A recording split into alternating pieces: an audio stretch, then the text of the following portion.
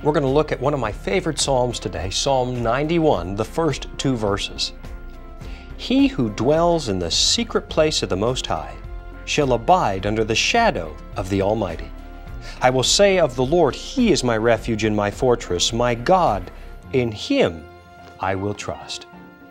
It doesn't take too much living on this planet to discover that you really can't trust in very much. The people you depend on eventually fail you. The culture or the town you grew up in slowly changes into something else, and you discover that a human-run society is precisely that. It's human-run. Over time, it kind of leaves you with the not-so-funny feeling that you're really alone in this world. And one of the most tragic things about 21st century civilization is that more and more people find themselves living without any kind of real philosophical or moral anchors that dependably hold them securely in a place where they feel safe. We feel like we're just insignificant people living on a tiny blue marble flying through space in an obscure corner of the universe. And then you come across words like the ones we just read in the 91st Psalm.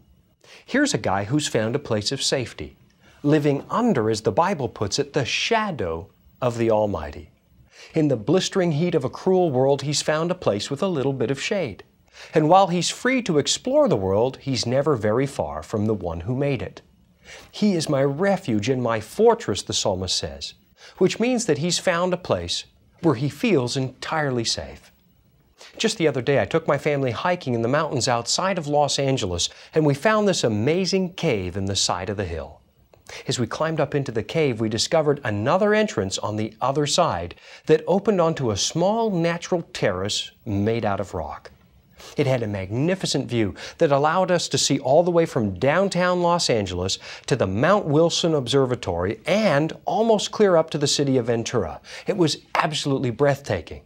And it had a natural hedge of boulders all around this terrace that kept our kids safe from falling and hid us from the other hikers on the mountain. It was a private little refuge, and it was so secure that I actually fell asleep on the rocks while my kids were climbing around, because I didn't have to worry about their safety. And that night when I got back home, I read this very passage in the Psalms, where the psalmist describes God as his refuge and fortress. With God, you have a safe place to explore the world we live in. You can actually afford to stop worrying and start living, because He's put Himself in charge of your life.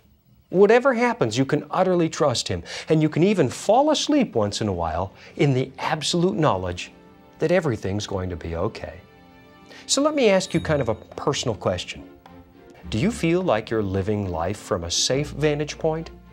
Or are you still kind of drifting around out there without knowing exactly where you stand or what you can trust? Listen, I've lived both ways, and I can tell you that the psalmist is categorically right. Living under the shadow of the Almighty, something that's available to anybody who wants it, really is the better way to live.